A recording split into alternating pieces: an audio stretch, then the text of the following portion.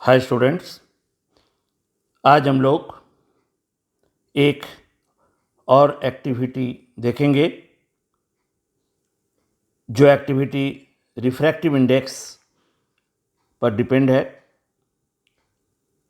Refractive index class 8 में हम लोगों ने पढ़ा है और फिर इसके संबंध में हम लोग 10 में भी पढ़े हैं।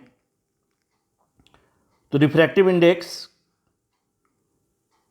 किसी भी डेंसर मीडियम की वो प्रॉपर्टी है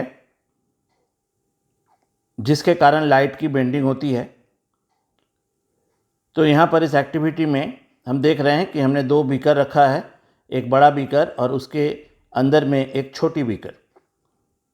अब अभी दोनों बीकर खाली है तो अंदर में एयर है। तो जब लाइट अंदर से रिफ्लेक्ट होकर बाहर आ रही है तो उसकी रिफ्रैक्शन या बेंडिंग हो रही है और वो एयर के थ्रू ट्रैवल कर रही है।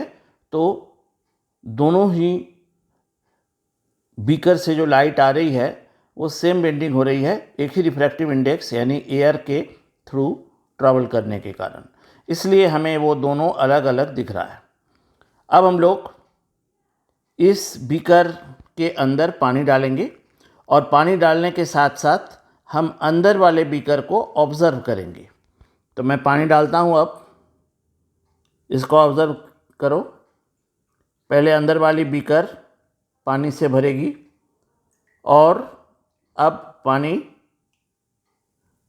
बाहर की ओर आ रही है और पानी बाहर गिरकर अब बाहर वाले बीकर को भर रही है। तो जैसे ही ये पूरी बीकर हम पानी से भर दिए तो एक चीज़ हम यहाँ देख पा रहे हैं कि अंदर वाली जो बीकर थी अब वो इनविजिबल हो गया, वो नहीं दिख रहा है। तो ऐसा क्यों हुआ? ऐसा इसलिए हुआ कि अब पानी जो है अंदर में भरने के बाद अब दोनों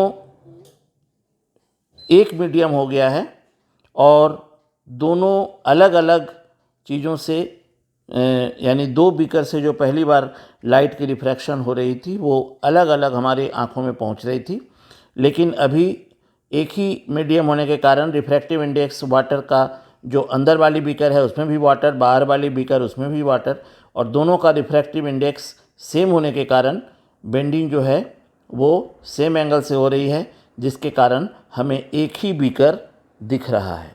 अंदर वाली बीकर अब हमें नहीं दिख रहा है। अगर हम ऊपर से देखें तो उसका अंदर का बीकर का एज हमें दिखेगा, लेकिन जहाँ तक बाहर से देखने की बात हम करते हैं कि now inner beaker is totally invisible. तो ये हम समझ सकते हैं कि रिफ्रैक्टिव इंडेक्स पर ही बेंडिंग ऑफ लाइट डिपेंड करती हैं।